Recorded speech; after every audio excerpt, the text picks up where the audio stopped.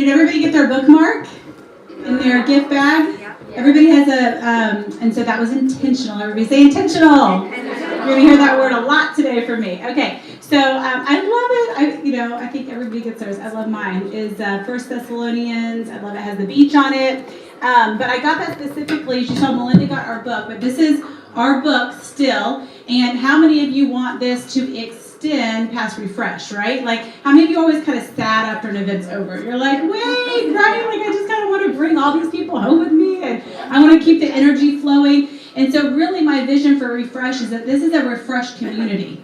This isn't a refresh event where it just happens for these 3 days. And so I really encourage you guys to get on that Facebook group. Amanda and I edited it last night, and it's really, really cool. In my journal, actually, you guys, God breathed it into me, the description of Refresh Community. I can show it to where during my sabbatical, he specifically, and I wrote it out. And you know how like when you have like stuff written on the side of the page, like that's totally how it is. Like, so it's really awesome. But that description was totally God-given, so you'll see that about what that is. But just a community of women that can build each other up, that can pray for each other, that will encourage each other. And how many of you know we need that, right? We need that, and we truly are better together. So still, this book really is about how to find your rest in your everyday. Because how many of you know when you leave here, life is going to be the same. Like you're going to go back to exactly what you had. So it's learning how to navigate that. And what's important to me is that this is just not a experience. That's why we don't say, enjoy the experience, although I hope you have a great experience. But truly, it's a transformation. And when I think of transformation, it's like a metamorphosis, right? Like you're changing, you're like in process. So that's really what we want to see for you guys, is that to do that. But what I know is when you're by yourself, that's harder to do. Yes? So being in the Facebook group just helps create the community. So what we're going to do is we're going to go through and we're going to read this book. And I don't want it to just be me reading it. So if you're really into it and you're like, this book, I want to go deeper, talk to me before the weekend, because I'm going to look for a couple of us to kind of have a girlfriend conversation, and then we'll go live to the Facebook group. But does that make sense? So if you're like, Amy, I really want to dig deeper into that, this really interests me, talk to me, because I want to select a few of you to kind of go through it together. And again, I want everyone to read it, but to really be able to kind of bring that on there and have some conversation. So just kind of picture taking like a table like we're at, having conversation about the book and bringing that. So just let me know, and if you want to read the back of the description, I'll read it up front too for anybody to see that. All right. Are we ready with the mic thing? You can give us the mic, or we can put it to the laptop that the parents are passing. Okay. We need our second mic. Is it in the Amanda, do you know where the second mic is? Isn't it? Oh wait, it's not going to hook up to that though. No. We need the wire. Did he not put just this? use this? And you just talk loud? They can't hook, Just it's for the video. You're not talking at the same time as the video. Then we give it back. It's fine for this. yeah. Okay. So you say whatever you want. Super professional. No, everybody here is super nice. Chuck, everybody here's poshy. For me, you know what I'm saying? Not right now, but how, see, yeah.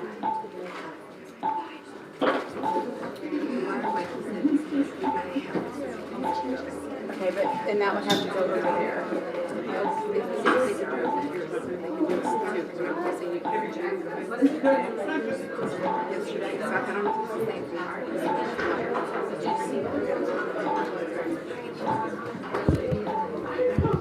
Okay, what was that word we heard a lot in 2020? Pivot? Okay, so let's get going, ladies, and I'll hand you guys the mic for when we're ready for the video. Cool.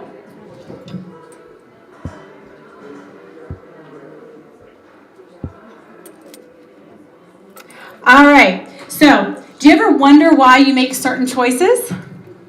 Do you ever, why you do what you do? Have you ever kind of thought about that? Or why you like certain things, or why you're better at some things than others? There's actually a reason for that, and it's called your talents. And so I want us to watch this little quick intro video if we can. Can we watch the video with the... We'll see if they... Awesome. Do you need this? No. Thank you. Right, and then the volume.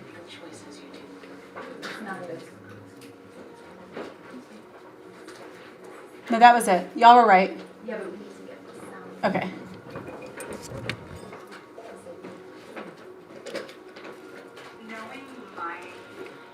Not this one. Okay. Can't hear it.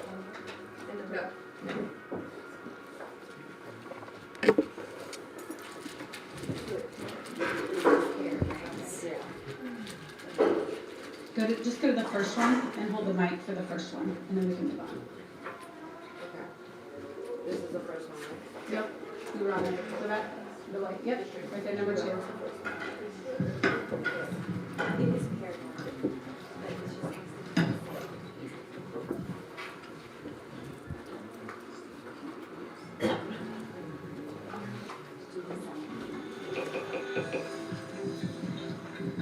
Why do you make the choices you do? Do you ever wonder why some things come naturally while others don't? Why you're drawn to certain activities and not to others? There's a simple but powerful reason: your talents. When you understand your unique talents and develop them into strengths, your whole world can change. But we often take our most powerful talents for granted, or we may not even be aware of them. That's why Gallup developed the Clifton Strengths Assessment, to help you discover your areas of greatest potential. The Clifton Strengths Assessment is grounded in more than 5 decades of research.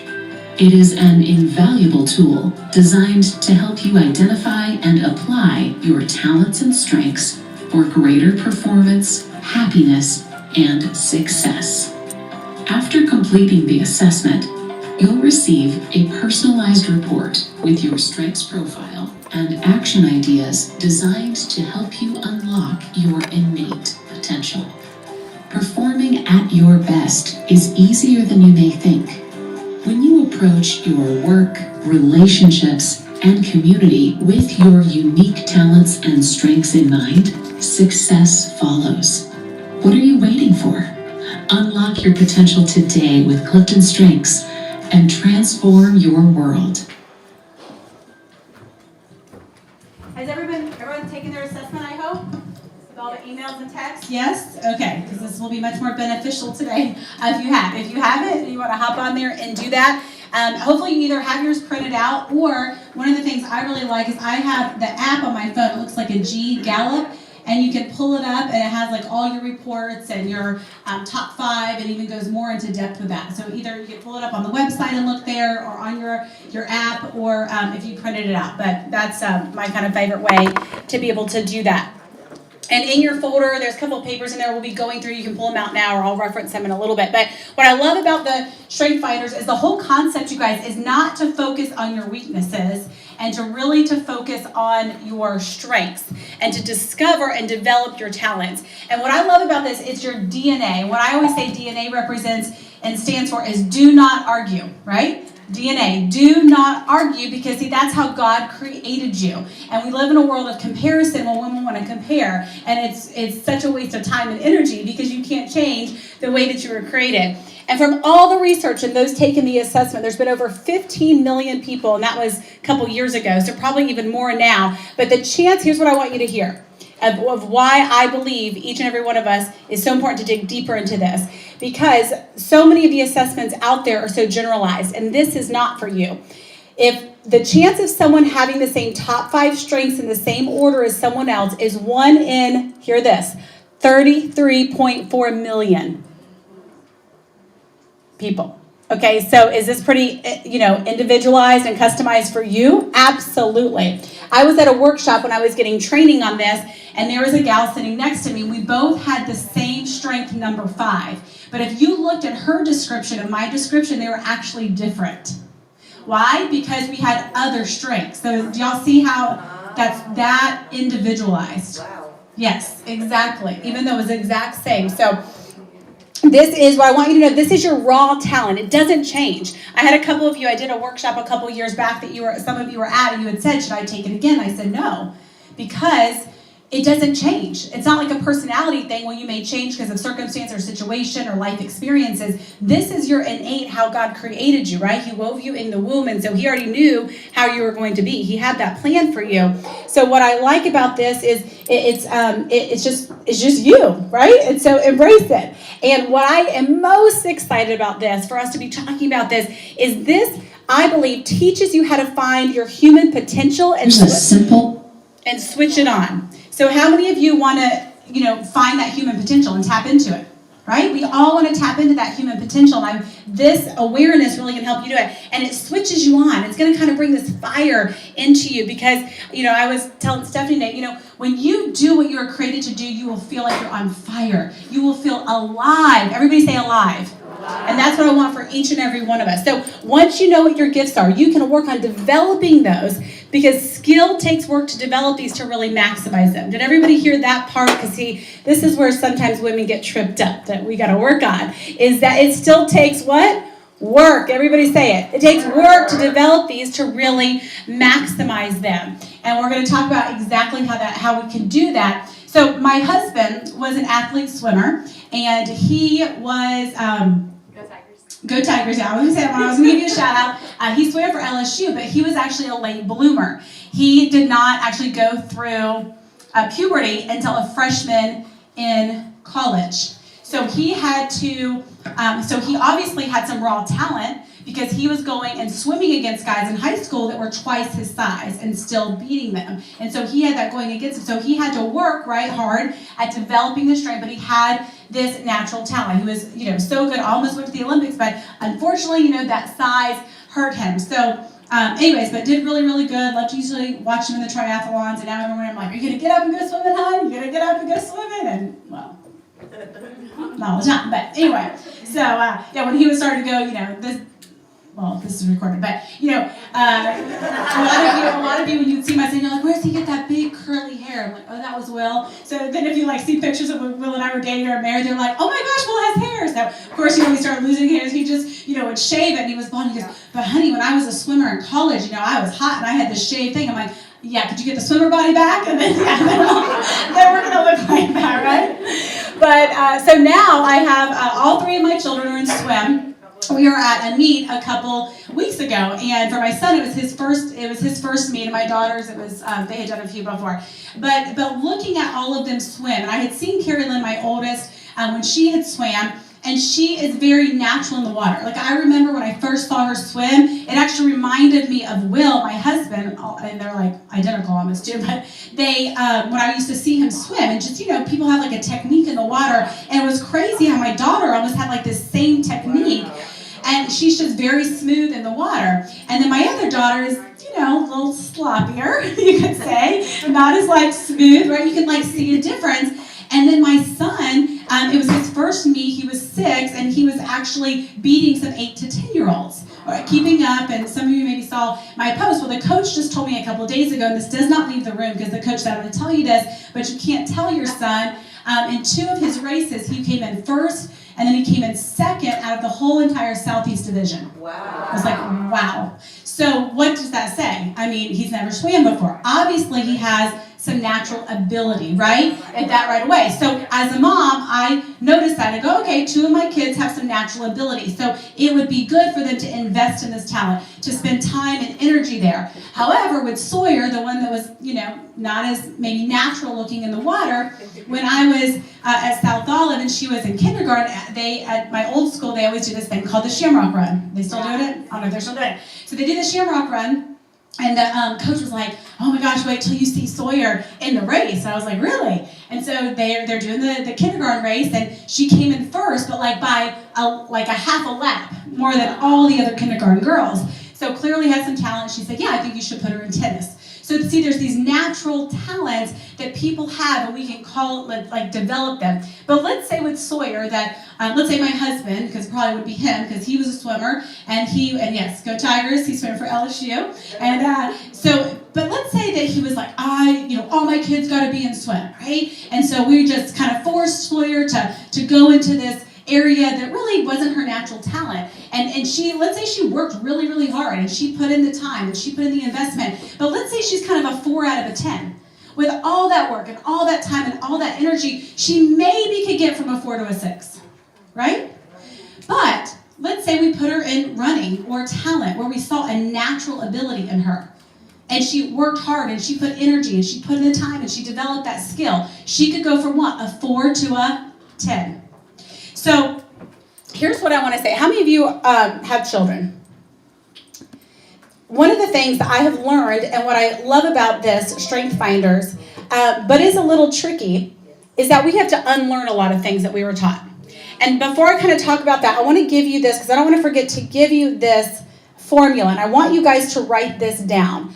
So when I was talking about my husband, it took talent, right? I want to get this, and if some of you were on my live, I explained this a couple weeks ago. Some of you know I do a live every Wednesday. We actually have a Refresh Women's Retreat page. Some of you might not know that, but if you want to go on there and like that page, then you'll get notified. But every Wednesday I go live with an inspirational message at noon or 1, depending on your time zone. But I talked about this, but there's a formula that you want to develop and enhance your strength. And this is the formula. It's talent. And what is talent? It's our natural ability plus the investment. And the investment is what? The time practicing, developing your skills, and building your knowledge equals the strength. So talent plus investment equals strength. And talent, again, is your natural ability. The investment is the time practicing, developing the skills. The strength is what? The ability to consistently provide high-level performance. Okay? The ability to consistently develop high-level performance. How many of you want to have high-level performance? Right? It's just being excellent. To me, I feel like if this is what God made me, I want to be excellent in it to be able to really praise God, because if He created this to me, it was His strength for His glory. So I want to be excellent at that. But the only way I can get excellent at it is if I identify the talent, invest in growing it and developing it, then I can reach the full human potential. So we have to unlearn, because all of our life, you've actually not been taught to develop your strengths. You've actually been taught to focus on your weakness. Think about it in school. How many of you were really good at math? Like math came easy, and your friends were like, how do you know those numbers? And you're like, oh, right? It's like my husband. He's like, and I see him, I'm like, calm down. She'll get it. Like by the 5th time, she'll get it, okay? I feel her pain understanding math. How many of you are maybe more like me? English was your jam. Like, that's what you did, right? So I can remember, I used to write those papers, and my English teachers loved me. I was like the star. In the class, they would read my paper as the example, but when it came to math, I had to get the tutors and do that. I can remember for my minoring in business, I had to take statistics. I'm like, oh man, woo, how am I going to do this? And so I decided I'm going to take one class, one summer in college, and it was statistics. It was an 8 a.m. class. I'll never forget. I'd go to that class. I went to the extra hours, the tutor. I made an A, by the way, okay? But it was really hard. But I knew, because it was not in my strength. But I think back, gosh, man, so many years I wasted just trying so hard in an area that wasn't my strengths, because that's what I was encouraged to do. Like many of you were taught to go focus more on the areas that were not your natural giftedness. So we have to unlearn this. So here's what I want to tell my kids and any woman that God gives me the privilege to lead. And He's given me the mic today. So here's what I want to implant in you. And if you're a mama, I encourage you to implant this message into your children. And here's what I want to tell my kids that I wish someone would have told me. I don't want you to spend another second of your life trying to be average at what you're bad at. I don't want you to spend another second of your life trying to be average at what you're bad at. And here's what I want to tell them. I want you to spend the rest of your life at what you're good at. And when we allow people to play to their strengths, they can become a force of nature. I've always prayed over my women's small group, and one of the prayers is always, God, help us to rise up the next generation of leaders. The next generation of leaders. And I love that. And I want my kids to be leaders, because leadership is just influence. And I want them to be able to influence others. And God has made us all different, and we judge our kids with standardized tests. There's an issue. There's a problem there. So what I love for what we can do for our kids and for those that we lead is that we don't have to necessarily, it's not up to us. Remember that heaviness that I talked about? It's not just up to us to go change the world. We get the chance to change people and they can go change the world. So this unlocks your human potential and allows you to pour it on and use your gifts to make a difference. And we don't want to waste time. Who cannot stand? Who is with me? I cannot stand to waste time. I cannot stand to waste effort and energy in trying to develop something that you could never be a 10 at. And so parents, let me just burst some of y'all's bubbles this morning. But if you were told that you could be anything that you wanted to be, I'm sorry. They were wrong. I am so sorry if your parents had told you that. You cannot be anything you want to be, but you can be a lot more of what and who you already are. So let me ask you this question that I asked during my whole series when I did this a month or two ago. Do you have the opportunity to do what you do best every day? Do you have the opportunity to do what you do best every single day? In the Strength Finders, they identify 34 themes of talents that are most common. Now, if you look at it online stuff, they've actually added more than 5,000 strength insights. And there's one of the reports that I really like if you have that app, the Strength Insights. It's really good. And it's based on unique combinations of your individual item responses during the assessment. These insights will give you an in-depth analysis of how each of your top 5 themes play out in your life and really what makes you unique. So you can go a lot more in depth, but really today we're going to look at our top 5 and looking at that. When I go deeper with this and mentoring and working with women one-on-one in this, we really do look at all, we go a little bit further. We don't just look at the top 5. One of the reasons I like to look at the 34 with them is I like to look at the domain. And we're going to talk about the domain, the 4 different categories it's in, to really look in what area they're strong, because that really can help give clarity and direction when it comes to your career path or professionally, or how you can maybe contribute your gifts to your church or an organization. So there's a lot more with that, but just for time purposes. But let's look at the worksheet really quick. Amanda, can you grab me my folder? I'm going to grab that. But go ahead and grab. There's the 4 pieces of paper that give you all 34 laid out. Just grab them all. Just hang on my Strength Finder stuff. Okay, so I want you to go ahead. If you haven't already done this, kind of identify your 5, kind of star them in there. So I'm talking about this one where it says Strength Finder Themes. Strength Finder Themes. So go ahead and I want you to look at go ahead and kind of just circle your 5, star your 5. And how many of just looking at it, how many of you, tell me about, a couple of you shout out for me when you're reading them, that you're like, yes, that's me. When did that, tell me about what you read that made you go, yes, that's me. Yeah. What was it? Context. Okay. Very strange. And it says, basically, I like to look back a lot because I believe that the past affects the future. Ah, you're looking back to the past, and yeah. It said one of my weaknesses, which is true, is that I am slow to move because of constantly looking back in the past or things. Yeah. And this is really, we're going to talk a little bit later about the balconies and the basements, because that is one of the best things to dig deeper in with this. Yes? It's truth. My number 1 is empathy, and that's actually what always used to get in my life. That's what people have told me is my greatest weakness. Oh, stand up and say that. Listen to what Veronica said. This is so good. This is so good. Yes. I fell. So, for my number 1 strength, I got empathy, and that's actually been the number 1 thing that people have told me in my life that has been a weakness. Those stupid people. Sorry. Oh my gosh. You guys see what I'm saying? People look at that, and people are so wrong. And so, yes, we have to learn how to take our strengths and make them healthy. Absolutely. And that's why this is important. But no. Oh, okay. Yeah, Stephanie, what were you saying? What? I can totally relate to what she was saying. Yes.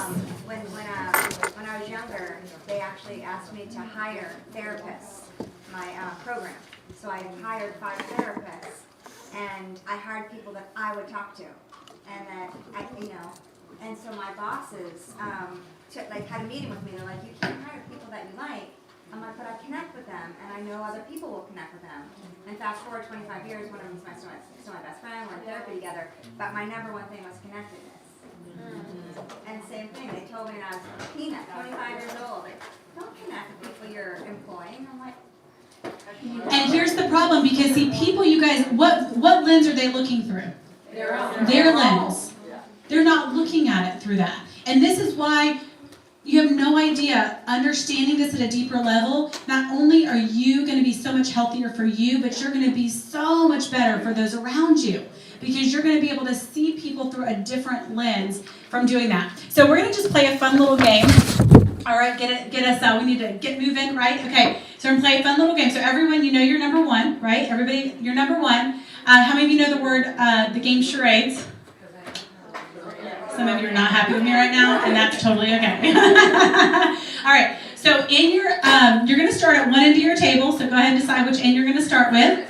And you're going to have just like 10 seconds to try to act out your one. Now, I'm going to let you guys give your team one hint. So do you see in the color?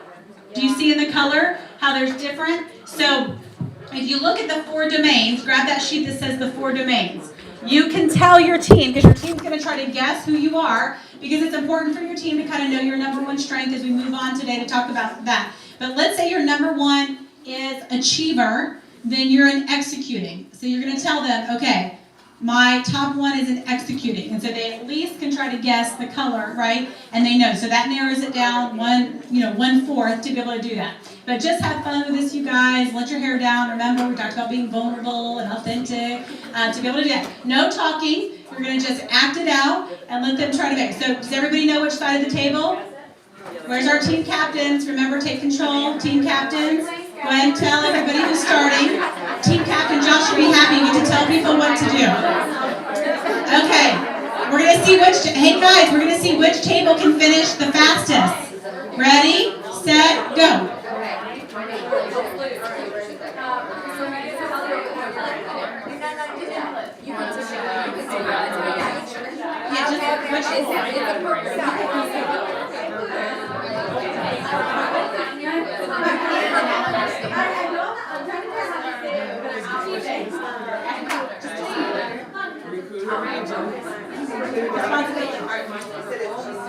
I got it?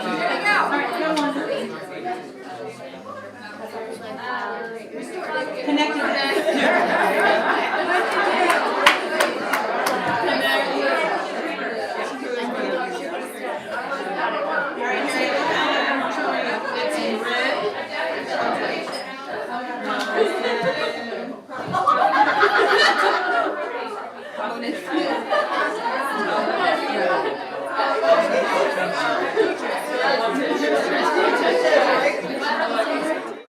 Knowing my strengths, knowing my talents, and seeing how they show up on me, well, it's done a lot. It's from a great side, the things that were already going well, it's helped me lean into those proudly. Personally, it's given me permission. It's allowed me to give myself permission to really live into who I am in a stronger way.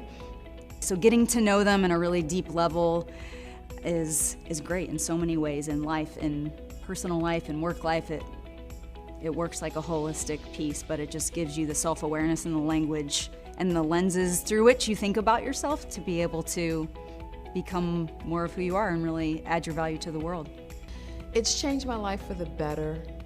It's given me confirmation and affirmation to what has lived intuitively within me for many, many years, since I was young and had no idea what I was going to do in life. It's changed my life. Professionally, it literally changed the course of my career. I've got to know myself more, and the ability to articulate it to the people around me, my coworkers, my boss, my family. I know that I eliminated some disruption in my house when I understood my son better, maximized versus competition. Just those small things around, I know who I am. And I think the biggest thing for me is understanding that not everybody's going to approach it like I do. It's helped me recognise that there are strengths and things that often in life I might have been told that it's something wrong with you, or it's not it's something that's not great. Actually, to realise actually it's a strength and be able to harness that and move it from perhaps being raw in some places to really focus it and achieve my goals. And particularly around when I'm very conscious of it and I think about a piece of work I've got and I think about my strengths, I've found I've been great success at achieving them. Strengths have changed my life. I've got to pause for the goosebumps. In a very profound way. I always knew that I was high energy. I always knew that I had a connection and a passion for people. And then when I read Woo, Winning Others Over, and naturally talented at breaking the ice, I thought about my role as a faculty member with the Staley School of Leadership Studies. And I make a commitment to get to know every one of my students by name, even if I'm teaching a class of 120 students. And so knowing people's names is important to me, but that's also my woo in action. To say, hey, if I know your name, I can engage you in the conversation that we're having today. And so then the woo and the maximizer, the positivity, all those strengths play into my role as an educator. And the adaptability strength really gave me permission to lesson plan, but it also allowed me to throw the lesson plan out when it didn't meet the needs of my students, depending on the week. And so I default to my strengths more so than I default to authority, because at the end of the day, if we're all living our strengths, that should be the one authority that we follow, because we're living our natural way of thinking, feeling, and behaving. So it's been life-changing. I have to speak about the thing that impacted me the most over the past few years. I had cancer. I had known a little bit about my strengths before cancer, but I really leaned into them. In particular, positivity. So you feel like you've lost control of so many things, and yet my positivity gave me that hope of, you know what, this is a season, and I really believe that it was my positivity that was given to me to tell me, you can do something other than let cancer define you. You can be something beyond that. So you can't stop the fact that you have cancer. You can't stop the fact that you have treatments. What is it that you can own? What is it that you can be all yours? And it was my attitude. So what I love so much, again, that we've kind of heard, and even started with Veronica, is that most of us probably at some point in our life have been kind of faulted for really our gifts and our strengths. And one of the places that I think is that when you know where you have found success, a lot of times you can see strengths that will have shown up that have helped you. So this time I want you to just go around in your table, and I want you to share just real quick, because again, I want everyone to have time to share, so just make sure one person doesn't kind of take over and share a long story, just a real quick highlight of that moment, but just a recent success that you've had that you are proud of. So go ahead and take some time to talk about that.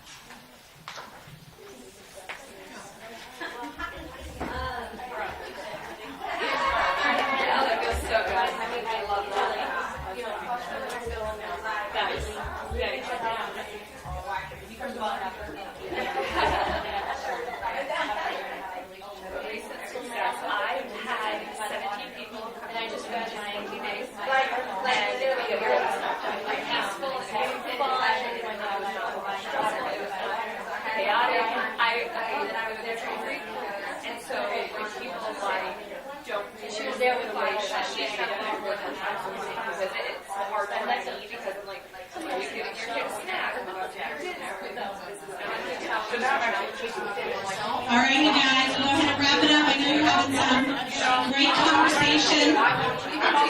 But one of the things, the reason I wanted you to do that is what makes people great instead of what's wrong with us. So many times if you notice and I want you to be aware when you leave here to stop having those unhealthy conversations with groups of women. Yes? Y'all know what I'm talking about? All right? What's wrong with us? Stop it. And just you have my permission. When they start talking about what's wrong with them, just go, stop it. Stop it. Instead, focusing on what's great about us. Because what if we understand what makes people great? How much better could we be? How much better could we be for other people? How could we, better this world if we understand what makes people great? And when we are never as strong as when we are coming from a success. So I want you to just think about right now, if you've had that recent success, you're never as strong. But what will be, that next one? What will be that next success? And when you can define success, it's very life-changing. And I want you to write this down. It's not on one of your reflection times, but later this afternoon, I want you to come up with your own definition of success, because that looks very different than what the world may tell you, or what someone else has told you, maybe what you grew up thinking success was. And I remember that was a defining question that actually my husband's old boss asked me years ago. And it took me actually a few years to truly come up with that definition. So don't just come up with something, really think about that, because it's very freeing when you know your definition of success. And here's what a lot of times we do. We hear different qualities about us, right? Like if I were to ask all of you, hey, write down 5 to 7 great qualities about you, right? You could write those down. And what happens is that we try to become well-rounded, right? How many of you have heard that? Let's be well-rounded. No, I would say no. I am not well-rounded. Okay, you are not. That is not how you were created. Okay, so I want you to visualize. Remember we're the bee catcher, right? Visualizing helps us remember things. So if you think of your top 5, right? I want you to think of like they're laid out horizontally. Okay, just picture your 5 words. Okay, are laid out. I want you to think of an arrow shooting straight out from each one of them. That is how we want to be with these. We want to be extended. Everybody extend your arm. I want to extend this natural gift that God's put inside of me, and I want to extend it out to the world. That is what you're supposed to do. You're not made in circles to be well-rounded. You're able to be extended out, and that's how we're going to use our gifts to put them out there. You are an original. God needs us to show up in how He created us, because we're naturally gifted. Ephesians 2:10 says this, "For we are God's workmanship, created in Christ Jesus to do good works, which God prepared in advance." Everybody say in advance. In advance for us to do. Do y'all know how freeing that is? How many of you have been like me, where you have agonized for years and still work in progress of wanting answers? Right? Or like, what is it? What is it? Okay? I mean, such painful time going through that. But what I want you to know is that God prepared it in advance. Like, it's already been figured out. Like, you don't have to figure it out. So God has called each of us for a different path, distinctly designed for each of us. And let me share with you why I really love the depth of Strength Finders from a Christian perspective. Because there's so many assessments out there. I know you guys have all seen them. But honestly, most of those personality assessments are from a very secular point of view. And the results are too broad to be specific for individuals, and they're more about just a kind of general personality traits. And I know we did the Enneagram, 2 years ago. It was great, and it's fun. But they're not necessarily honing in on your specific gifts for your individual. And I want you to hear this. It's probably the most important thing I'm going to say in our workshop today. See, God normally calls us along the line of our giftedness. God is not a God that's going to call you to something that makes you miserable.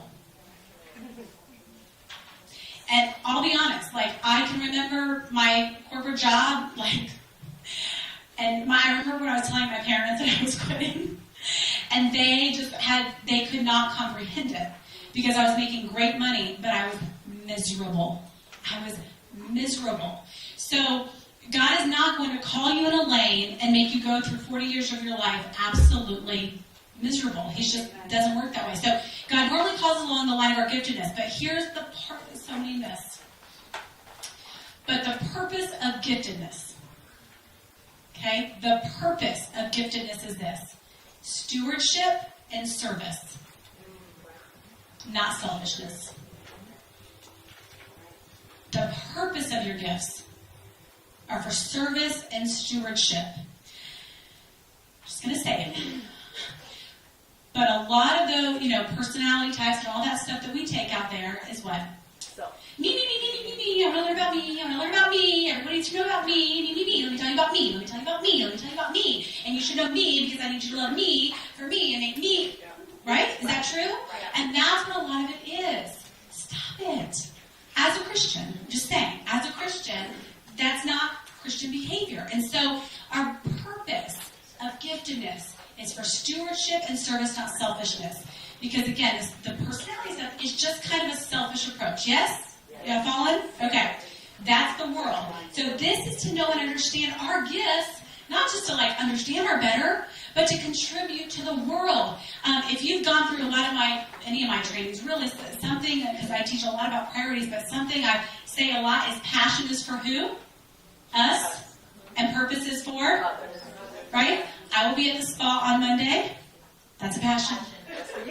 I remember my husband when he was like, you're a workaholic, find a hobby. I found a hobby. It's called spawing. That's why if you heard my thing, I gave it my own name. It's called spawing. I'm going to do my hobby, honey. See you later, okay? All right? So that's selfish for Amy, right? I enjoy it. That's for me, and I need that to feel self-care. Absolutely. But purpose, right? There's a difference. Purpose is for others. You are designed for service, to serve, and for the world. The main way to discover calling is along the line of what we are created and gifted to be. So instead of you are what you do, like you've been told your whole life, you are what you do, stop asking little kids that. What do you want to be? What do you want to do when you grow up? No, who do you want to be? Big difference. Calling, so instead of you are what you do, calling says do what you are. You go do what you are. In the biblical understanding of giftedness, gifts are never really ours for ourselves. We have nothing that was not given us. Our gifts are ultimately God's, and we are just the stewards, and this is why our gifts are always ours for others. The truth is not that God is finding us a place for our gifts, but that God has created us and our gifts for a place of His choosing. And we will only be ourselves when we are finally there. So how do we use our gifts? How can we successfully do this? What's the formula? Talent, discovering, being aware, times what? Investment, growing in this, skills, learning, knowledge, developing, equals your strengths, which ultimately gives you success, your definition of success. How many of you are in any type of leadership position? Probably most of you are in some degree. If you are raising kids, raise your hand. You are in a leadership position, okay? If you are in any type of organization, you're probably influencing or you're all doing it. You don't have to have a leadership title necessarily, right, to consider yourself a leader like some people think. Sometimes people, shy away from that word because they don't fully understand it, but you have them take this, okay? But especially, right, whether you have influence over 3 or 300 or 3 million, it doesn't matter. But if you can help those around you, whoever you're influencing in your life, to understand this more, who they are at the core of what makes them a great human being, it's powerful. And so that's why I love coaching and mentoring people based on this talent, and growing deeper in this. And because you don't say the same thing to everyone. I'm not going to mentor, if I'm mentoring Jennifer and Stephanie, it's a different conversation. It's different language. Same thing with my children. It's different language, right? Like we've all said it. How, my sister and I, could be more different, right? Same thing. Look at your kids. How could you grow up so different? Well, because it's not just because they're siblings and raised in the same household, as we all know. It's because how God wired them and their specific talents. Okay. So, how many of you have woo? You heard the guy talking about that? Where are my woo people? Woo woo! Alright, I never say that and don't hear noise. So, okay, seriously, like this, alright? If you are a woo person, winning others over, and so mingle and get to know them, right? Like that, you're the ones in the room. You probably met half the room, okay? You got woo in you. You know how that is when you're in a part of stuff. What about relator? How many of you have relator in your top 5, okay? These are people that you've probably had already, a deep conversation out at the coffee bar, right? You're going right in there. So understand that. Don't be like, oh man, look at her. She can just work the room. She has woo. And she's going to look at you and you're going to be just, looking in the eyeball and she's like, wow, how can you chocolate, right? So just knowing that, this is a natural giftedness that you have. And looking at that, if I were to like for Amanda? What does winning look like for Rita? Y'all, one of my top is competition. Big surprise. I'm very but knowing the right words and the right language that's going to resonate with them. And that's why it's so powerful when you can know someone's 5 to do that. How many of you have activator? Anybody have activator? So if I'm talking to Rita and she has activator, I got to work with a sense of urgency. We got to earn that. Okay, right. But we got to work with a sense of urgency, because that's her language. That's what she's going to understand. And if we're not urgent with it, it's going to, just not be exciting anymore to be able to do that. Command. Who has command? All right, that has to be in your top 10. It is. In your top 10? Okay. Right, did y'all see her take command during the pictures? Okay, she can make things happen. I can tell you, Ari can make things happen. Y'all, she made things happen. She was just visiting me a few weeks ago, and I had to take one of my kids to get a teeth pull thing. I was like, sorry, Ari, but I had to reschedule because, it's life, right? And so, I'm a foodie, and and futuristic's my number one. So, when I have a vision, it's going to happen. It doesn't matter, but it's going to happen. And so I wanted this acai bowl. Amanda and I took her to get one. It's my new obsession. But I was like, all right. So after I take her to get this thing, my poor kid. That's kind of selfish, I guess. Okay, all right. Just I'll get right now. Oh, my poor kid are going to be having the cotton ball with blood. And I'm like, excuse me, we need an acai bowl. Okay, not for her. Okay. All right. Well, good. It's cleansing, good for the soul. Get it out, yeah. But anyways, I was like, I did want Ari to try it, of course. But I was so devastated that it was monsooning, and so I guess they were closed because it's in a food truck or whatever. So I told Ari, but she's a good friend. She made it happen. She went to the store. She got all the ingredients. She made. I know. She looked at the menu. So I'm like, you were such a good friend. Thank you. But made it happen. So anyway, she's committed. But think about how many of you have positivity, right? I've heard a lot of you talk about positivity, and that's my number one relationship one. I won't tell you where that is in the number because you'll judge me. Okay, no judgment, no judgment. Okay, all right, I had to deal with that myself. But if you're talking to somebody and in that conversation with her, she says the word positive or positivity 10 times, it's probably one of her superpowers. Right? We're talking about superpowers. And so I need to say that back. So I'm going to make a note, and I'm going to constantly talk about positive. I'm going to actually say the word positive over and over again because it's going to resonate with her. One of my leaders that I mentor, positivity and harmony are her number one and her number two. And so it's always got to be a positive. We got to always find a positive spin on it, else it will shut her down. And if things are not all in harmony, I know she will totally, she's just closed off, right? So we got to make it about that. So listen to people's words because you will start picking it up and looking at it. All right, let's go ahead and watch our next video.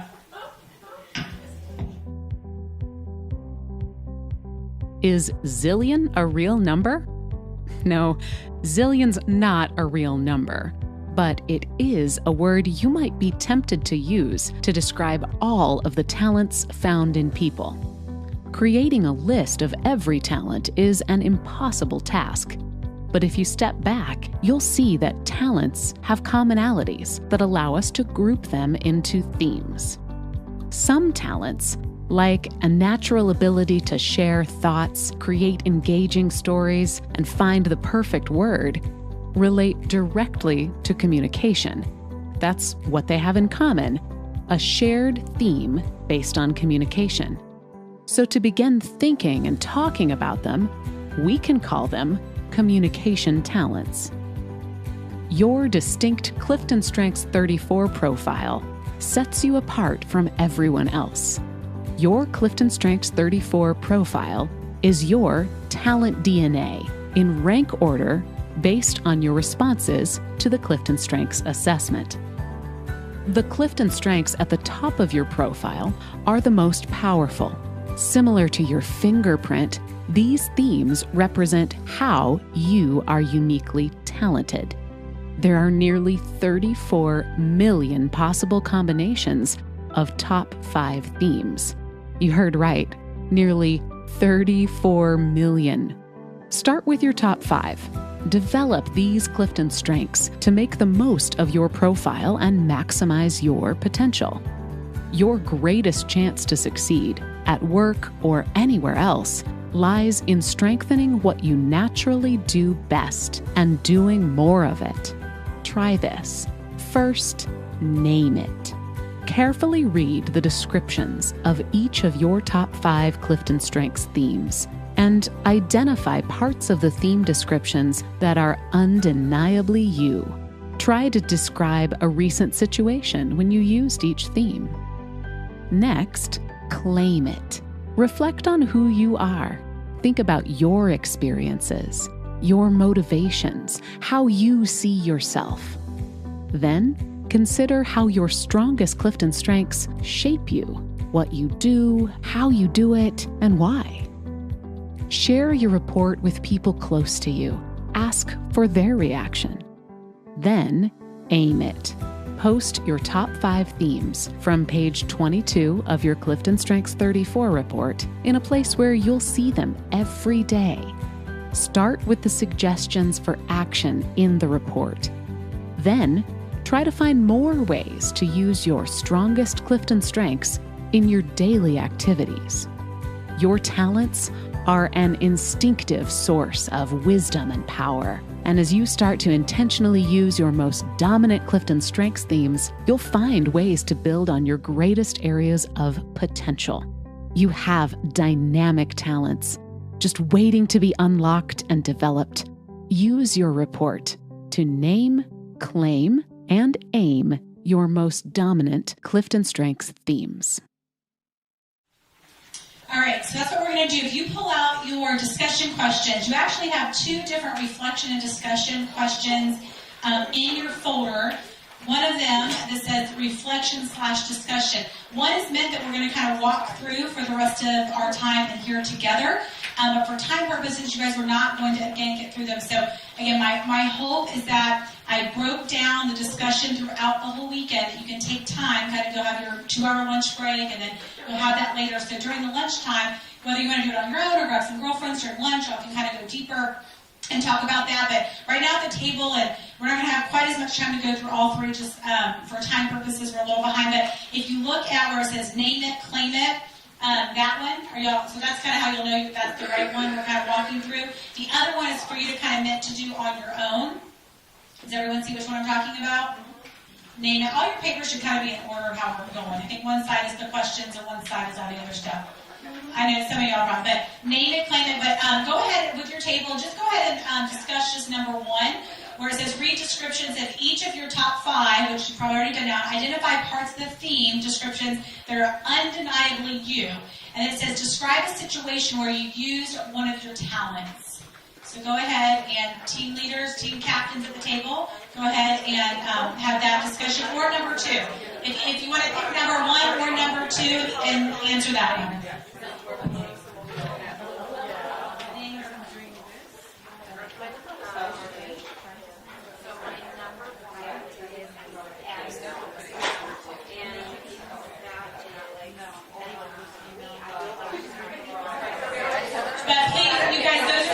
Questions that I just really take some time over lunch, keep the conversations going with those 3 questions and really dig deeper with that.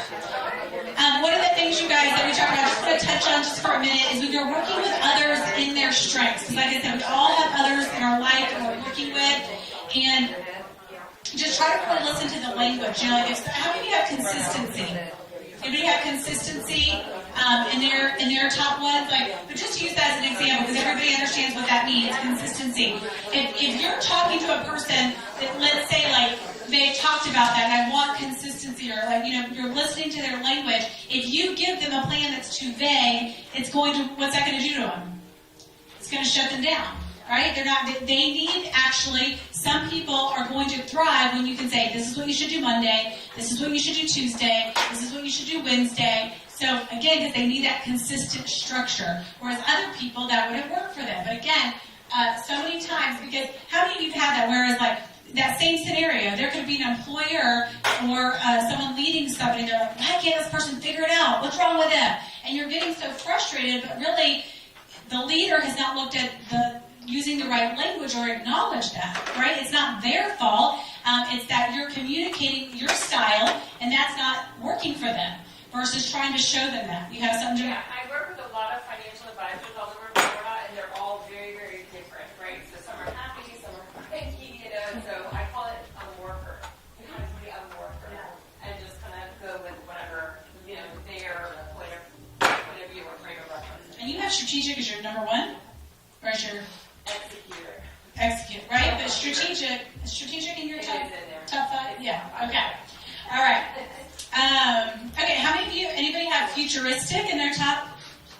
Let me see, that's my number one. Who else is it? Who said that? Lee, you're number one? Yeah, me too, girl. All right. Margaret, you have? Number four. All right, how about you? All right. So with futuristic, talking to them about the beginning would like shut them down. I'm like, I don't want to hear that. Let's talk about the end, the result. Stephanie's laughing at me. All right? But we don't want to talk about, like, you know, that path. We have very little patience. I apologize. Okay, with that. But, all right, includer. Who has includer? Oh, I love having includers and everything. Oh, Ashley.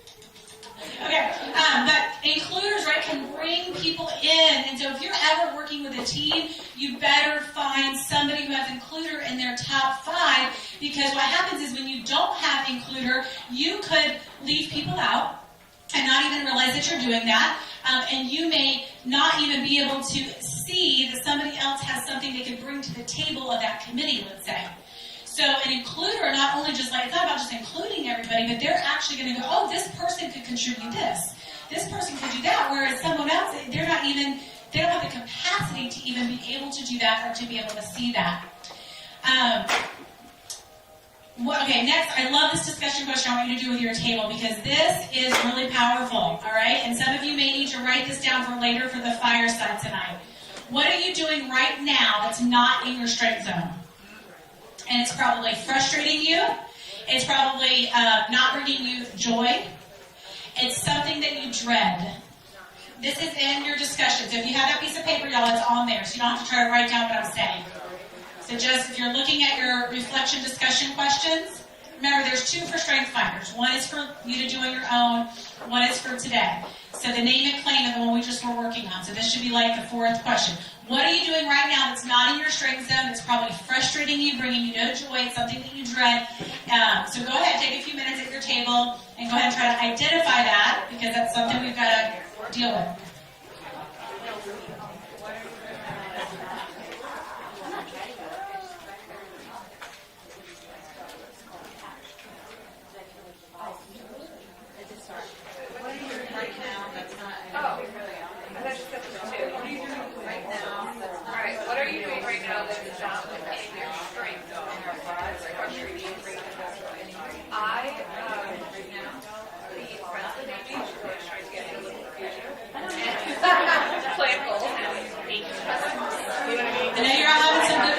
But definitely, if you're not clear on that, I know for some of you it probably boom came right away on what that thing is that you're doing.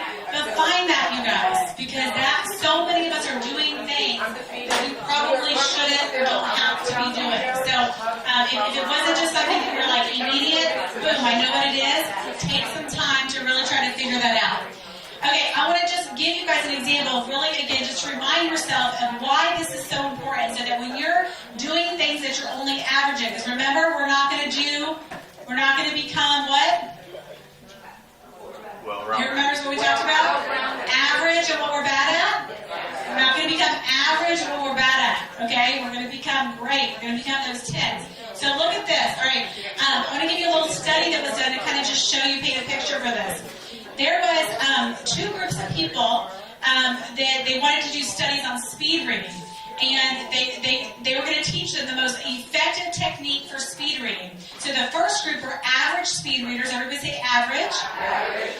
The second group were above average. Say above average. Above average. Okay, so what they did is they gave these two groups, and they gave them the same amount of hours in skill development and practice. And then the average readers improved 90. They had their average when they started was 90 words a minute. Okay, so the average, that was what they did. And after this skill development training, they improved from 90 to 150 minutes per hour. The above average, right, pretty good. They made improvements still, okay? Average group from 90 to 150. The above average, they started at 150. So just look at that comparison alone, starting at 90 versus 150, just because they were working in their, right, just naturally they were just better at it. But after the skill development, they went from 150 words per minute, they more than doubled it to 2,900.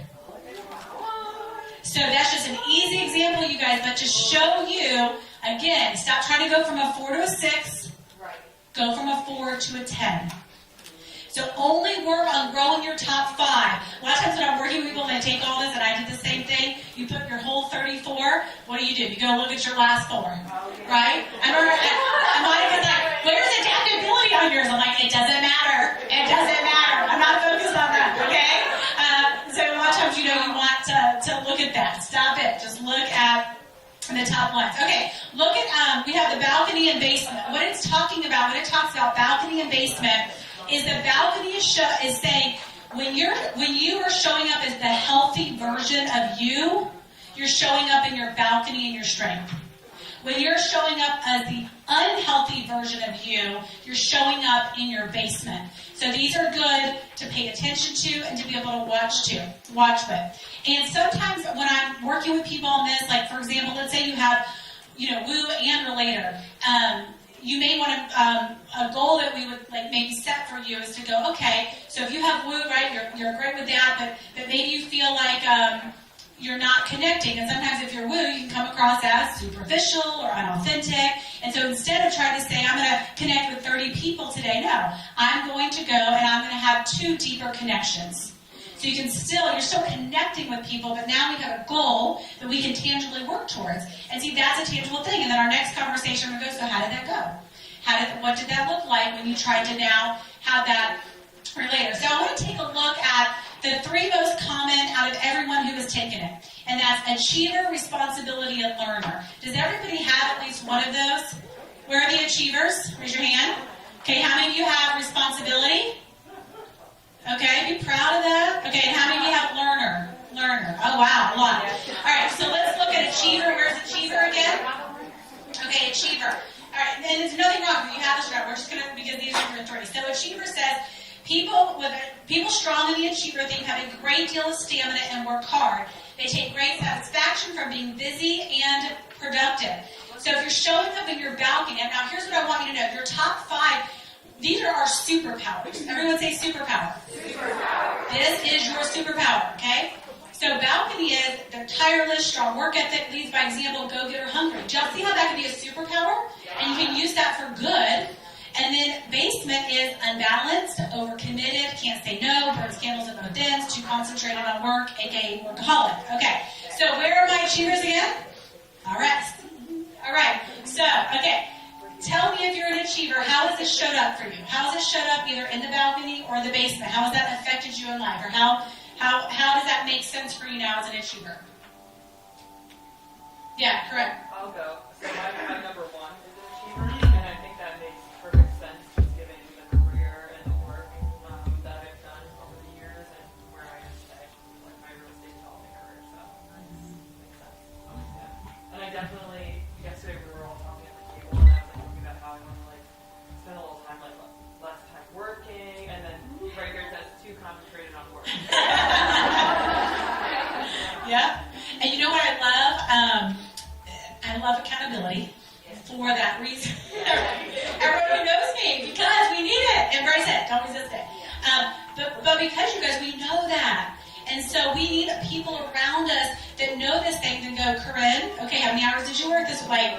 I thought we were going to, right? So it's important that we hold each other accountable so we don't fall into that basement. And I promise you, if you don't have people around you holding you accountable, you will fall into the basement. You absolutely will. All right, Adrian, you were going to say something? Just the same thing. I used to be very, I was a straight A student, my scale, it was just and just overworking, all this working and burnt out. But now I'm much better at balancing the Good, so you've been working on it. Okay, where are my achievers again? Okay, I'm going to give you a little advice. Achiever to achiever. Okay. you have a capacity larger than most. Which means most people can look at you and go, holy crap, she works so hard. I'm exhausted looking at her life. How many of you have been told that before? Every single one of us has been a achiever, okay?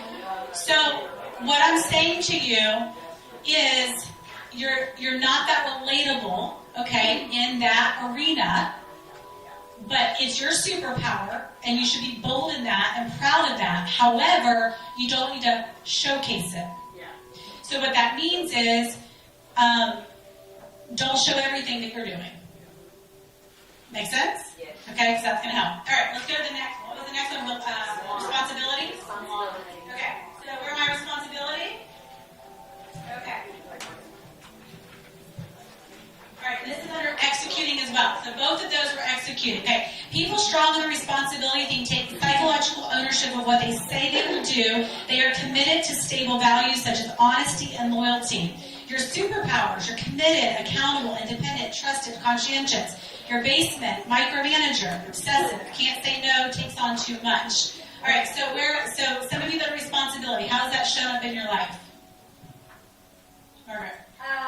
I will actually take on, like, if somebody's done me wrong, I will actually take on, like, their wrong to myself. Wow. Like, if somebody just does something mean, it's like I will go blame myself and take on their responsibility. So again, right? Accountability. So knowing that, you put people around you that know that to say, Margaret, you don't need to take that on, right? Like that's what you're doing. So again, you guys, the basement and the balcony are showing you, I'm showing up as my healthy self, I'm showing up as my unhealthy self. All right, anybody else? Responsibility? All right, let's go to learner. A lot of y'all are learner. Wow. That's why you're here, right? Okay, learner, all right, and you're in the strategic thinking. People strong in learner theme have a great desire to learn and want to continuously improve. In particular, the process of learning rather than the outcome excites them. So already you can kind of see where that could be a good thing, but also where that could sometimes show up as a negative thing. So in your balcony, your superpower, you're always learning, which is great. You don't have a fixed mindset. You're growing. You're growth-oriented. You catch on quickly. You're interested in many things, find life intriguing. However, with your basement, you can come across as a know-it-all. If no one has said it to your face, they've thought it. Just being honest, okay? Lacks focus on results. So if you lack focus on results, again, I'm just going to say it, but you need accountability in your life. If you are, where are my learners again? You would do well with having somebody in your life who's holding you accountable. You'd be 10 times more productive, I'm telling you. You learn a lot, but you produce a little. You have, okay, how many of you learners will relate to this? I have really good intentions, but you didn't execute. You need, so I'm telling you, you'll do better with accountability. So in knowing these things, how many of you, I know some of you were sad because, you didn't have any of those three. So you're fine. Thank you, Monica. So Monica, tell us about one of your other top 5 and how it showed up in your life. Go ahead. Oh, I did. No. Okay, actually, individualization is my number 1. And reading. No.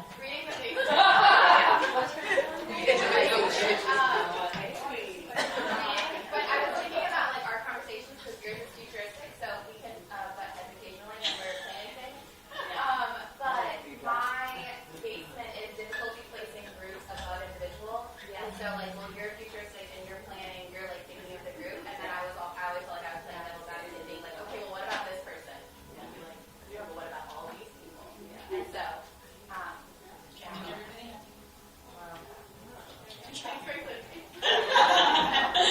All right, we have some includers. All right, awesome. So fun. So yeah, you guys, and I wish one thing, if we had more time, really, y'all, this is a super hard workshop to do in 2 hours. Let me just say, okay? This was challenging. So we really needed 4, but one of the things I like to do is that we have kind of a certificate. And so that's one of my favorite things is doing that in groups. And when you go into a group and you actually print out the certificate that has their 5, it's great. So maybe next time, or we can do, I'll go into deeper. But then it tells that, and then everybody kind of has that, and it's just easier to remember. So if you ever, want to do this with a group, that's kind of something that we would do. And it's really powerful. Okay, so balcony and basement. So how do we get out of the basement? So again, looking at this, studying this, but every talent has a balcony. That's your talent. And abasement behavior, which you can use as a weapon. You can be resistant, you can be defensive. So we're going to use them in a healthy way as your superpower. So for example, competition and achiever, two of my top two. Do y'all see how that could be a superpower? Think about it. I'm very competitive and I'm achiever. Holy cow, do you know what you could do with that? Okay? You can make, all right, I can look at that as a superpower and not be unapologetic just because some people are like, holy cow, slow down, I'm behind. Well, get on the train, we're moving, baby, okay? but it can be a superpower. However, as an achiever, executing, tireless, go-getter. Obviously, if I am not showing up healthy, I can be way too overcommitted. How many people are like, yeah, you know, okay? Burning the candles at both ends, making the job look too hard. So we've got to look at that because you could come across as unbalanced. You've got to constantly watch that. So again, you've got to know, here's my superpower, I'm going to show up healthy, but if I don't, this could really hurt me, really could hurt my family, really could hurt relationships. So looking at your number one, I want everyone to go ahead and look at your number one. Just take a minute. You don't need to discuss this at your table. I just want you to do it on your own. Is ask yourself, how can I show up more in my balcony? So look at your number one, and I want you to ask yourself these two questions. And this is in your reflection, so you don't have to write it down. It's right there. You can just jot it down. How can you show up more in your balcony? And when do I show up in my basement? Okay, so I want you to ask your how question. Circle those two words, how and when.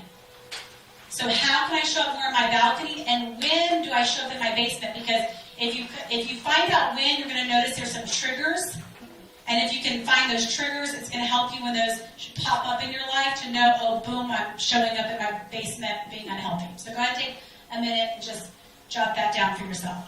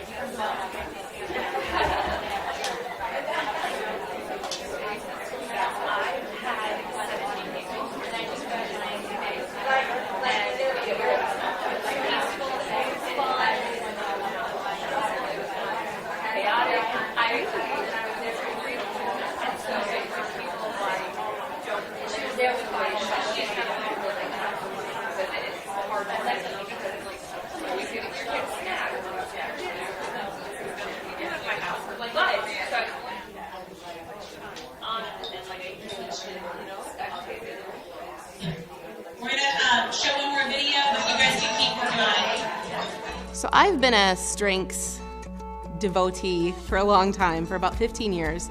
And one of my favorite quotes, so a personal mantra of mine, is a quote from Howard Thurman. And he said, "Don't ask what the world needs. Ask what makes you come alive and go do that, because what the world needs is more people who have come alive." And for me, the power of StrengthsFinder within an organization is to tap into those talents and those strengths that when they are applied productively and when they're recognized and when they're called out, they truly make people come alive. And we would call that engagement. I call it being fully alive in your work, not sleepwalking, not just going through your day on autopilot, but feeling engaged and alive because your talents are on display and they're being used to their maximum potential. Well, what appealed to me about using Clifton Strengths is sometimes when you're rolling out assessments, individuals can be skeptical and not buy into it. But with Strengths, one of the things that I that really drew me in was that they're all positive. So there's no bad combination, and it's not someone trying to trick the survey or trick the assessment, because whatever you get, that's just what you naturally do well. So there is no right or wrong, better or worse. This is who you are, and we want to know who you are. Just the revolutionizing concept that you would look at your talents and strengths and develop those, and how much more capability there was to do things great by focusing on your talents and strengths. It immediately resonated with me and became quickly kind of my focus in my development of myself, my staff. Everyone I worked with heard about strengths and continues to hear about it. I would say that Clifton Strengths provides an affirming language for your talents and strengths. We have lots of language, even for talents and strengths, that is negative, where it calls out the dark side, or what sometimes is referred to as the basement of a talent. I love that StrengthsFinder and the descriptions of the themes gives you a language that describes you at your greatest. And so I would encourage anybody, if you were the person here asking me that, why should they do this? Wouldn't you want to have descriptions of your greatest talents and great affirming words that you can use to explain to others, so that you can then have those explanations and those understandings from that point of view, which you can then go on and use for great performance in your life. It gives us common language to understand and give life to who we are and who we see others as, and how we can work together to make that better. Personally, the understanding and awareness of my strengths has really helped me figure out what to say yes to. So I love to stay busy, but I figured out I need to stay busy doing things that give me energy and not drain me. So it really is my decision-making compass now. So if it's something that allows me to leverage my talents, I say yes. And if it's something I feel like my talents won't be able to be utilized, then I tend to step away from that. So it's been really powerful personally for my career. I would say accessibility. So for us to be able to take strengths to a food and nutrition department as well as a marketing department and see the same kind of aha moments, I think it's just, it is so simplistic in its complexity. They do the assessment, but yet it's so accessible and instantly easy to apply. I think we can give all the worksheets and assessments and everything we want, but if it's too complicated, or they get back to their teams or their areas or their hospitals and say, it's great that I know this, but nobody else on my team knows it, or no one else in the hospital knows it, so I'm not going to apply it, and eventually it dies away. But I feel strengths is something that's a very common conversation. The way that StrengthsFinder breaks down the definitions of the 34 types, I think is just easily accessible and easy to have conversations that we see take off almost immediately among teams. We don't have to follow up a whole lot because they're already creating those common dialogues before we're even leaving the room. It doesn't give me everything to work on. It doesn't try and make me be all things to all people. It's just a very simplistic approach, but has such success because you're not focusing on so many different things and trying to be so many different things to so many people. It's not buried in metrics, it's not buried in graphs and charts, and it is just a very basic understanding of who I am and how I can be most successful in my job every day in influencing, the people that I have accountability for. So I love that last part, what she just said. I want to make sure everybody heard that. How many of you have a hard time discerning what you should say yes to and what you should say no to? I know every single one of us, I've worked for women for 2 decades, trust me, we all struggle with that.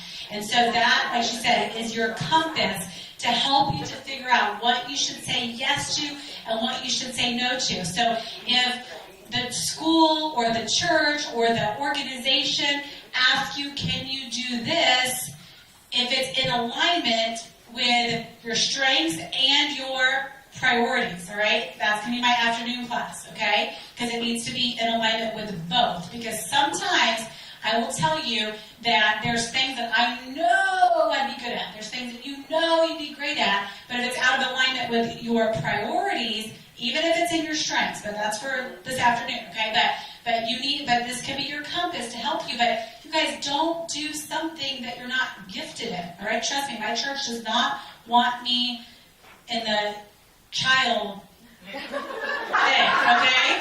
I did try it because they asked me, and I tried it, and I was like, do you know the top, you are like the 5 people you hang out with, so tell me, and like the 4th grader's like, do you know Harry Potter? And I'm like, what? This is not where I can make the best use of my gifts, okay? So just know that, right? that you have it. So again, in alignment with your talent, because there are people that can be great with 4th graders, all right? But you may be better in another area. I always say if I could give anything to women, I would give them confidence, okay? I would give more confidence. And the reason is if I could give women that, because it gives you boldness to go live out your gifts. And that is my personal mission that I'm having with women that I know that God's called me to do, is to help you to be more bold in your giftedness. And so we've got to work to build up your confidence. And so I don't have time to tell you how to do that right now. It's a whole other 2-hour workshop. But if your confidence is low right now, you've got to ask yourself, what caused it to go down? If your confidence is low, I want you to think about this before the fireside. What's caused it to go down? Because on a scale of 1 to 10, let me tell you, when you were created and you were born into this world, you started at a 10. If you're not at a 10 right now, God did not tell you that. Somehow along the way, God created you to be a 10, and so if you have fallen down on that ladder, I want you to figure out what's going on. Your confidence has been knocked down. How many of you have heard of the book, The Greatest Miracle in the World? By Alex? Okay, great book. I want to tell you, in that book, in chapter 9, there's this memo, and it's titled The God Memorandum. And this is what it says. It was written to you from God. It began with an assurance that God heard mankind's cries and had not forsaken him. God told mankind he knew what he cried for. However, God told mankind that his cries are unnecessary. God pointed out that mankind was created above all else, and that God implanted the seeds of dreams in his heart at birth. Did you hear that? That God created the seeds in your heart at birth, those dreams. You have dreams. And if for whatever doubts, insecurities, fears that you have let those go, you are here for these to resurface this weekend. Because they were God breathed into you. God told mankind to move above the past.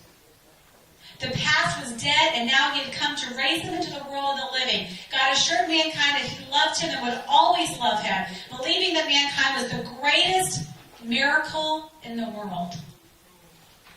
Did you know that you're a miracle? Did you forget that you're a miracle? Then God went through all the things that made mankind unique. You were chosen, no mistakes, and God has made you so very unique. If you look down at the reflection questions, it talks about identity questions. And we don't have time for you to work on that right now, but I beg you and I pray that you will take time this afternoon to look at that. And the identity, if you look real quick, it just says how people see themselves. How do you see yourself? Remember, your brain is a mirror, okay, of how you are seeing yourself. What is a picture you would want your life to look like? And if you didn't have your past, which we, again, erased that lie, what would you want your future to look like? And has there been a situation in your life where you have wanted something and it never happened? Think about those questions, and some of that may prompt some of the things that we're going to let go of. Tonight at the fireside, a lot of it's about what we need to let go in order to move forward with that. So here's, okay, I told you earlier the most important thing I was going to say. Here's the second most important. I have to pick two, right? I want you to hear this. I got to pick down them. Okay.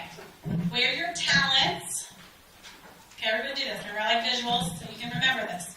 Where your talents and your strengths, what we just talked about. Okay. Yeah, help me out. talents and your strengths and the needs of the world. Do you remember how I told you how Refresh came about was me seeing a need and wanting to fill it? So where your talents and your strengths and the needs of the world, when they intersect, therein lies your purpose. Okay. Where your talents, thank you, and your strengths and the needs of the world, when those intersect, therein lies your purpose. How many of you ever know what you were created for? What is my purpose, God? Show me my purpose. Now, that may not just be like, poof, I got it. But now you know where to dig deeper on. Going deeper in these talents and seeing a need in your place of fulfill. Because remember, purpose is for who? Others, not you. All right, so what's your superpower? It's my favorite part. I'm so excited. So many favorite parts this weekend. Okay, grab your index card, your other one. Remember, you use the big one. If you got confused, use the small one. It's all good. Use whichever one you have left, okay? Grab your index card.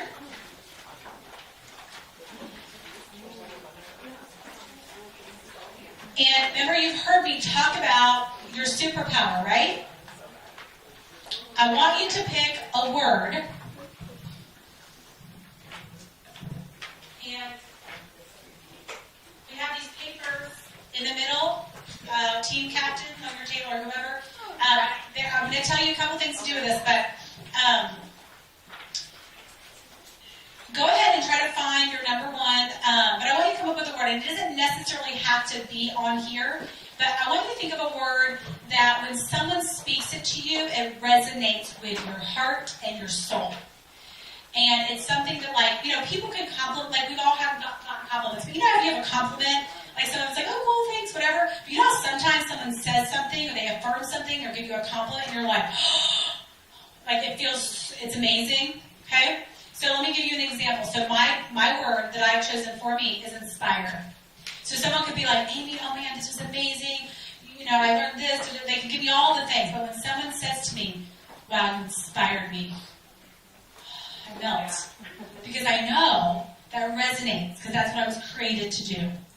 So I want you to find your superpower, your one word. I want you to write it on that index card. We're going to write more, so just make sure it's at the top. And if you need to take your number one strength, and you're going to actually end up finding all top of your 5 in here, so you may have to share with some of them. But I want you to come, it does not have to be on here. I don't even know if it inspires them or futuristic. I have no idea. So so what you have is, these all have words under each strength, okay? You do not have to. I'm just saying, if you need to be inspired and trying to be thinking about words, okay? You're going to write your superpower. But a big way, the more so of the list, you guys, I want you to come up with it the way I described it. When someone says it to you, it means a lot. It means more than if they could compliment you any other way, okay? So think about it like that. And then what we're going to do, okay, so here's what we're going to write on the index card. This is really, really, really important, because this is going to be a part of our close tomorrow, okay? So what you're going to write on the index card is you're going to find your top 5 in here. Like I said, you have to maybe share with some of your neighbors. Like if 2 of you are achiever, you got to share your piece of paper, okay? You know, you're not like you're just using these pieces of papers for this exercise. And what you're going to do, so for example, all right, let's look at achiever. Yeah, everyone listen so you can understand what to do. Let's say you're an achiever, okay? You're going to read it, and very quickly, don't overthink. Don't overthink. Just read these. Okay, so I'm an achiever. I'm reading driven, diligent, intense, self-motivated, productive, ambitious, independent. Boom. What resonates with me most? Ambitious. Move on, okay? You're just going to pick one word under each one of your 5. So how many words are you going to have? 5 words. One under each. And then here's what you're going to do with it. You're going to write an I am statement with these 5 words. With one sentence, maybe 2, but try to do one, that you're keeping that. So I actually pulled from one of my leaders. I'm just going to use her as an example. And sometimes, okay, everyone listen so you know, because this is important, because we're going to use this tomorrow too. She wrote, as a leader, I am, ... So if you feel like a part of your, like my spiritual gift is leadership. So like that resonates with me. That would make sense for me to say, as a leader, I am, ... But you don't have to. You can just also say, I am, ... So here was hers. As a leader, I am grateful that I am influential, strength-focused, innovative, spontaneous, resourceful, and I transform what I believe is possible into tangible reality. So that leader of mine that I work with, her superpower, which we got from doing this, is transform. So when I'm speaking to her, we talk about how are you transforming other people's lives, right? Transform, transform, transform. That's her thing. So again, it doesn't have to be a leader, but I am grateful that I am influential, strength-focused, innovative, spontaneous, resourceful, and I transform what I believe is possible into tangible reality. So basically, you're just going to take your top 5 words. And it doesn't just have to be those 5. You don't want to say, I am this, right? Kind of, write it out to make your I am statement. So go ahead and take a few minutes. We're going to put on some some music in the background. And just go ahead. This isn't a group exercise. This is just for you to work on with your index card on your own. So first, you want to just find your 5 words and then work on it.